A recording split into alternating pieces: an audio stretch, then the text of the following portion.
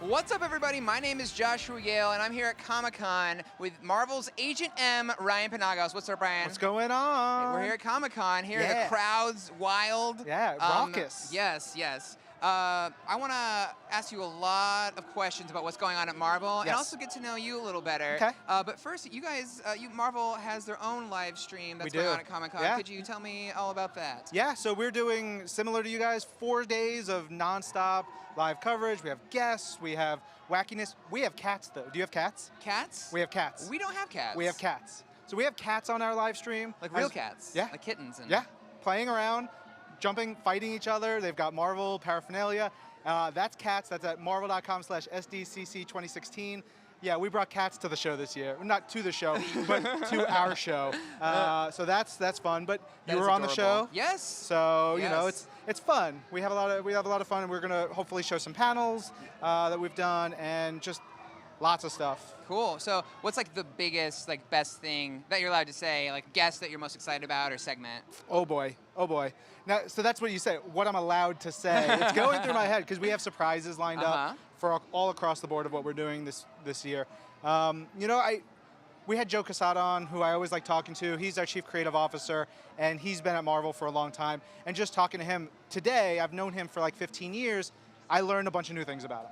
And that's one of the things I like that, I'm sure you know, like, even though if you know someone, you can learn brand new things about them in this kind of environment. Yeah, and Joe will be on our live stream later. First thing I want to ask you about is we got a trailer for a brand new Spider-Man game for PS4. Yes. And I was combing that thing over for Easter eggs. I saw you at E3 and we talked about it briefly. Yes. I saw like a billboard in the background for like Norman Osborn for mayor. So I'm like, okay, Green Goblin's got to be in it. I saw Mr. Negative's goons, and then I saw Spider-Man with a new costume. So I'm gonna try and put together the story. You tell me if I got it, okay? Okay. So I think. The Green Goblin is after Spider-Man, and he hires Mr. Negative to go after him. And Mr. Negative shoots him with a negative gun and inverts the color of the spider, and that's why it's white. And then so the mission of the game is for Spider-Man to go after Mr. Negative to do his laundry and fix it. You got the laundry. The laundry part was the key thing that we were trying to hold on to. You got that. Yes. Yeah. Cracked it. No. So you seen any gameplay from this game? Oh my God. We've had this under wraps for so long, and we've been working on it with Insomniac for so long, and I've seen it iterate and sort of come together in different ways, and like I've seen all the designs for like villains and other characters, and basically the rundown of the story and everything that we're doing, and I was like, this is incredible. This is what we need to do, and I think that's been an important part for Marvel games is establishing us being able to do that AAA blockbuster video game. We've got TV, we've got movies, we've got comics. We need to get that AAA console game into people's hands again, and that's where we're going with this. Yeah. So without like spoiling anything, what would you say is like your favorite element of that game? Can you even say anything without spoiling it? I don't know. For right now, I would say that just having Insomniac work on the game, like them creating it. Brian Intihar is the creative director. He and Insomniac live and breathe Marvel. Yeah. They get it. They get us. They get our characters. They get the story. They get the reasons behind what we do, which I think is super important. And that, to me, is the most important part, because we know they can make great games. You play Sunset Overdrive. I have not, but I know it's a fan favorite. Bonkers. Yeah. It's so much fun. And that was when I first heard that they were doing it. I was like, oh, great. I'm 100% on board. Sure. My favorite Marvel game, Spider-Man 2, actually, back in the day. Yeah. Where I'd go on a mission to stop a robbery, but then I'd finish delivering a pizza, then I'd go and stop the robbery. It was amazing. Yeah. So what's your favorite Marvel video game of all time? Ooh, of all time?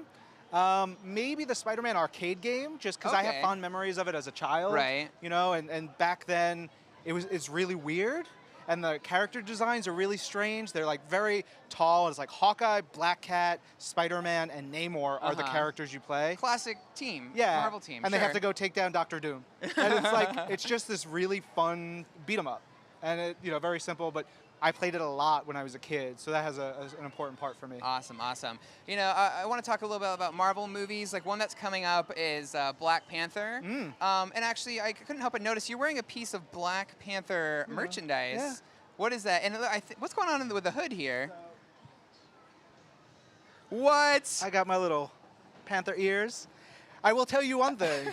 Wearing a hoodie in hot and humid San Diego, not a good idea. Not a good idea. It's like milk on a hot day. Not the best thing to do. Milk was a bad choice. Very bad choice, but it's lovely up here. Yeah, so we're selling this at our merch booth at Comic-Con. I like it's even got like gauntlets built into it and everything. And the thumb holes. A lot of sweatshirts for men, like cut in men's sizes, don't have thumb holes, I find. So this, I'm like, I've been sweating in it, and I've been like, you guys can't sell this. It's got Ryan sweating it, so this is mine. But yeah, claimed it's amazing. We've done like a Winter Soldier hoodie in the past and like make them super limited. And this one, as soon as they told me, I was like, I need to put one on and wear it around. No, totally. Well, so now that you pulled that hood up and you've got like cat ears, I guess you're not the only live stream with cats. Damn it, Are Josh. Are you? No. You lured me into your trap like a cat looking for catnip. You can take that on if you want, because I know it's super a little hot warm out here. Yeah.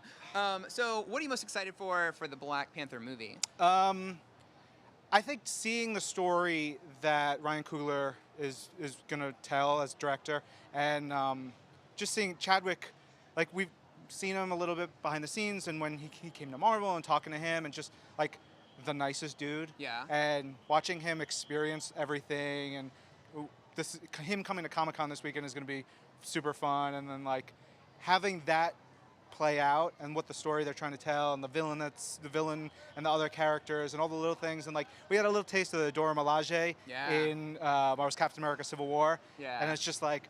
Yeah, move or you will be moved. Yeah, I got tingles. That's great. Yeah. Another movie, Doctor Strange, is coming up. One thing I'm just unsure about is that he's got a lot of weird things that he says and weird spells, right? Like by the hoary hosts of Hoggoth and all that stuff, and by the eye of Agamotto. So have you heard Benedict Cumberbatch like deliver those lines and say those spells? I don't think I can answer anything resembling that kind of question, but I did read the script. And I've been on the set. We actually have the costumes for Strange, Mordo, and the Ancient One on our set, on our stage, and they're amazing. They're beautiful, and I think what Scott Derrickson and the rest of the team have done to make this world of Doctor Strange's, which is strange, fit into the Marvel Cinematic Universe, they nailed it. They really did a great job, and it could be really hokey, but they made it really cool. All right. Which is perfect. Okay, cool. Now I know Benedict Cumberbatch has that deep voice, so I'm sure it'll be great. What's your favorite Marvel movie Of all time? Yeah, of all time. I think it's still Guardians. Is it? Okay. Guardians. It's not a bad choice. Has such an emotional core and like connection, and the scene with Peter Quill and his mom, like the two scenes, the one at the beginning and the one at the end, crushes me. Every time. I took my mom to see the movie when we did our premiere, and I was just like, whoa. It was great. Wow. Speaking of Guardians, we got that concept art for Guardians Volume 2. Yes. And it looks like two villains have, or maybe, I don't know if you'd call Yondu a villain, but yeah, he was, at one point he wanted to like eat them, or no, he wanted to stop him from eating them. Are now joined the team. Yep. And also Mantis, who is now How great is that? Keller. Just that concept art. Good. And the little baby Groot on Drax's shoulder. Again, like what's it like for you to see like sort of a team of, well, they were already misfits, but now there's like actual villains teaming up with them. What's it like for you to see Marvel go that route? I think it's, again, it's intrinsic to the story and the characters that James Gunn has been like devising, building, and creating in this world. And he's got really amazing collaborators because like Chris Pratt, Dave Bautista, Zoe Saldana, the cast, like they just get these characters so well. Yeah. They're really smart and they're amazing actors. So James is able to push it in these directions, and you get these emotional hooks. Also, it's funny as hell, which is, like you can look past anything if like it's really funny. Yeah. You know what I mean? And luckily with those movies, you're all in emotionally, action-wise, and then you have the comedy.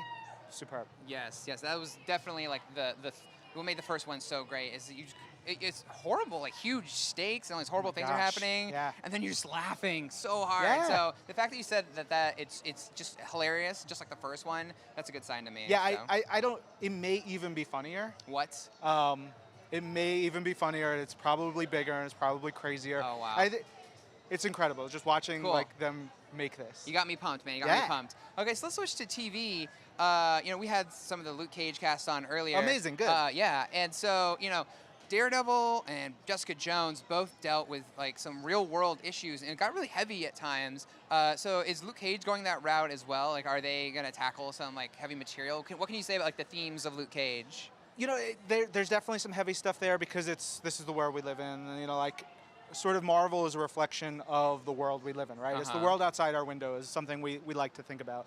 And when we're creating our stories, our characters, our films, our TV.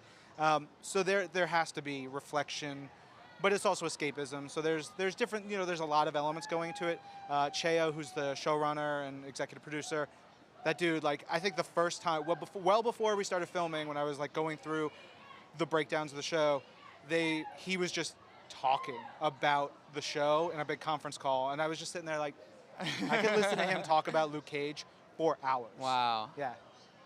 Okay, cool. Last of all, I heard this was your 10th Yes. Comic-Con. In a row. That's In a row. amazing. Yeah. That's amazing. Yeah. Thank you so much for being on the stream. You My can check out pleasure. the Marvel stream for more of Agent M, Ryan Penagos, and for more here at Comic-Con, stay here on IGN.